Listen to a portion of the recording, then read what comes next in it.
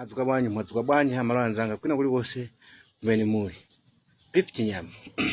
Zowa nadusa video yomwe ndimayankhapo speech yomwe analankhula mtsogoleri wa dziko lino. Koma video yanga yazulo wina aliyense waitenga waimva mene yeye akuyenera kuitani kodi kuimva. Ena kumanena kuti ndatukwana mtsogoleri wa dziko lino. Mawu akumveka aurukwana chifukwa chonena kuti mtsogoleri zomwe amabweretsa pamaso pa Amalawi zimakhala zosagwira mtima. Ndiye ngati munthu ukupanga point mawu ngati amenewo kwa iyeyo amene asakufuna kumva chizudzulo amakutenga ngati ukutukwana. So ma message amene mmandilembera ku inbox anzanga enu amene muli ojiya amene mmaliri mukadya amafuna kuti mupange chinthu china chake choopseza ka kumenya munthu wina wake ndi kumusowesa mtendere chifukwa chokuti kuzipana kuyamikireni ngakhale mumtima mwanumo mukuziona kuti zinthu sizili bwino. Ine ndesi munthu ngati ameneyo. Andi chomwe ndikuziwa ineyo pamaso pa Mulungu achakwera ndine ndi ofanana. Ngati ku dziko kuli nambala yokhazikika yomwe Mulungu ili mu register mwache achakwera ndine wina lese amamuwerenga 111. Sukuti angakawerenga achakwera kuti ndi anthu atatu kapena ndi anthu awiri for ndi president. No. Sinimalambira milungu ya dziko lapansi pano. Andi sinimawapaso. Chifukwa yoti ngati iyeyo atatuma anthu kapena iweyo munthu wekuzipanga mwa iwe wekha kuti undisowese ineyo cholinga chonena kuti chakwera apeze mtendere kapena cholinga chonena kuti iweyo uzipitiriza kupeza ma benefit amene umapeza kwa chakwera amene kuntamanda. Palibe chomwe ine ndingaluze komanso iwe palibe chomwe iweyo ungapindule.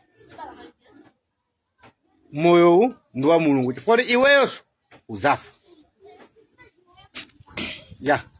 Ife ma youth osamatiopseza dziko lino ndilatu.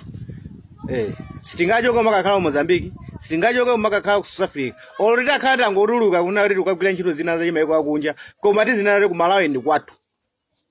Ndiye ngati ku Malawi tili ndi azisogoleri opondereza ndefe tizuopa kwadzudzula chifukwa chona kuti iwo azitenga ngati iwo ndi milungu tapa dziko lapansi pano ndi anthu ake sinkhalife.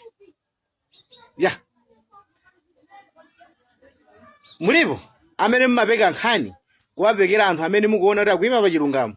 Mwachisanzo titha kukuwuzani kuti katsikana kaja kamwana tamia ja kungonenapo maganizo ache pa zomwe speech ya mtsogoleri amene yomwe analankhula. Mwampezera kale zifukwa.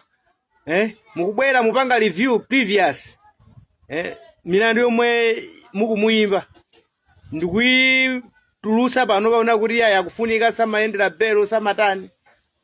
Koma zonsezo Malawi akuziwa kuti ndi mbali imodzi yofuna kupondereza mayufi kuti asamalankhule. Iniyo muziba ife tisamatani kuti samalankhule kumuopseza. Kamwana ngati kamuna kale katamia ja iniyo kwakhala nako ndevu pepe akudzuka amene popo mmamawa makalata nkumalemba kuti amene tathana naye. Zopanda nzeru. Nde ife tifuna tikuze ndi sitisiya tipitiriza kulankhula. Okay guys, lero nimafuna ndiyankhepo timanena kuti Mufti Sosola anali pa interview ndi Brian Banda.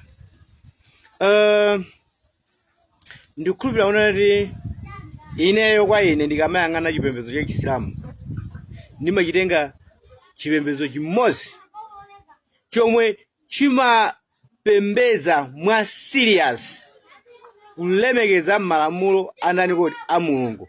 Andi muzapite mzikiti wina uliwonse sindikukhulupirira kunena kuti ungakalowemo mu mzikiti osakapezamo olo munthu mmodzi. Mumayenera kuti mukhale munthu mmodzi ndithu ndipo mu mzikiti simushota munthu. Zomwe zikuoneseratu kuti chipembezocho ndi cha serious. You get my point?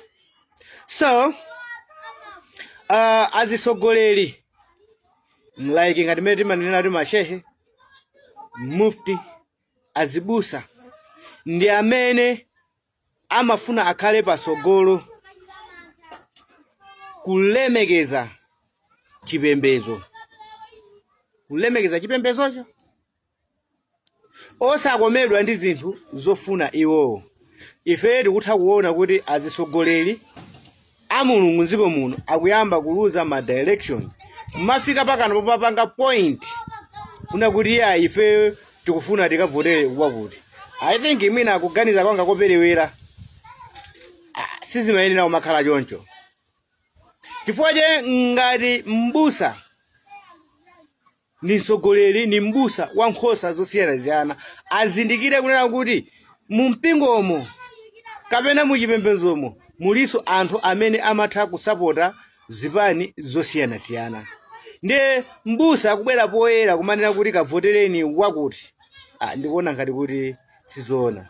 Ndiye amufti asosola tinamva akunena kuti titha unena kuti amapanga endorse Lazarus Chakwera kuna kuti ni msogoleri amene anakhazikitsidwa ndi Mulungu pampando paja. Ndizoona Mulungu ndi amene amatani kodi amasankha munthu kukhala yani kodi kukhala pampando. Taonapo ife azitumiki a Mulungu ngakhale mu mbiri ya Baibulo azitumiki a Mulungu akulakwisaso chinthu china chake. Zomwe zikudziwikiratu kuti ndithu ngakhale kuti mpando umayikidwa ndi Mulungu koma sizimatanthauza kuti woyikidwa ndi Mulunguyo sangasongoneze china chake.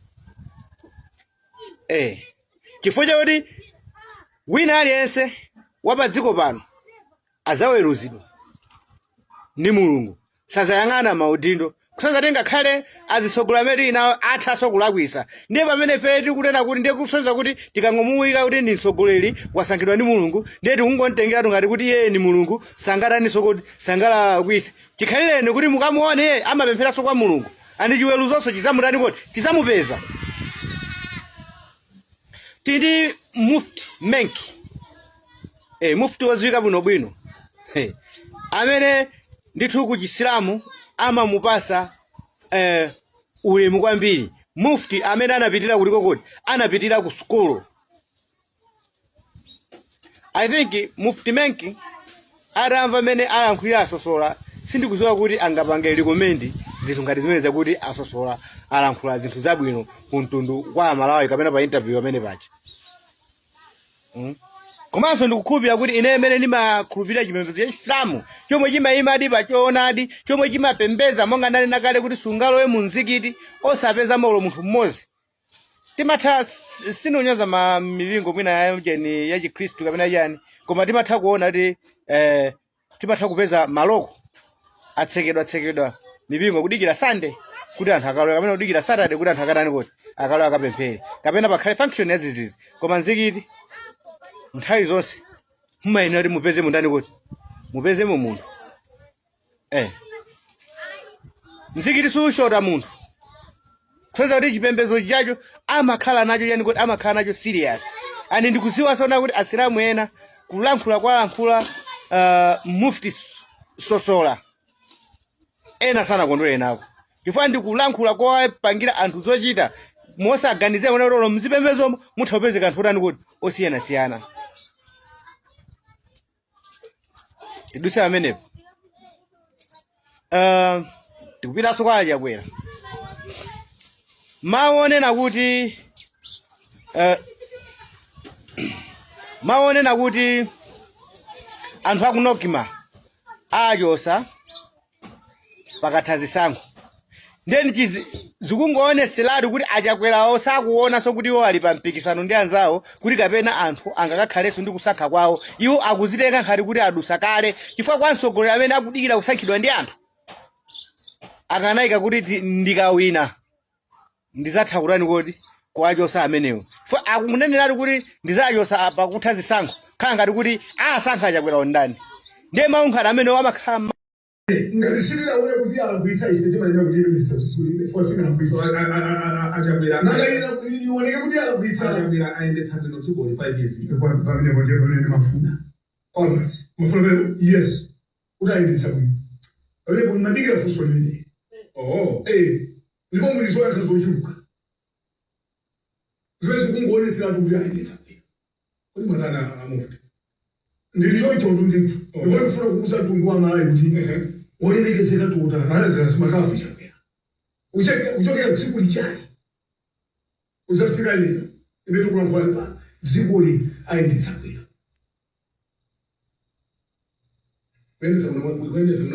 nanga si munthu wachikhulupiriro savutika ngati ine ngati msilamu mwaliva ndikuti pamene ndimayima nji ndipo osasilamu pa dziko lapansi ali pamene amayima mwaliva amayima pakuti zabwino mwaliva zopeteka mwaliva zimachoka kwa Allah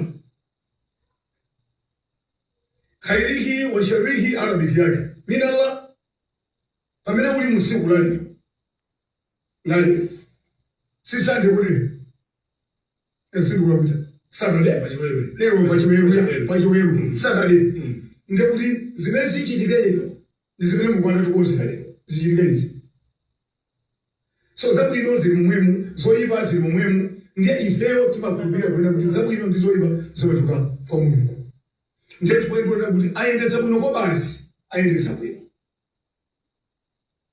koma anthu wina amene sakhutitsidwa amene alibe kuyamika ndi amene akunena kuti wolemekezeka Lazarus akafe chakwera ayendetsa kuyipa malingaliro awo zonanga kudandaula dziko muno simuzidziwa zimandivuta ndipo mpaka pano pakati mtsogoleri wa mbuye mulipani zimandivuta ifo ndikangana kumbuyo kwati ndikuona anthu amene iwowo mulipani adali bolomu ndiye ngati shehe ngati mufti ndimadzifunsa kuti kodi iwo akamalankhula adali momwemo sichoncho icho adadukira nchani onsewo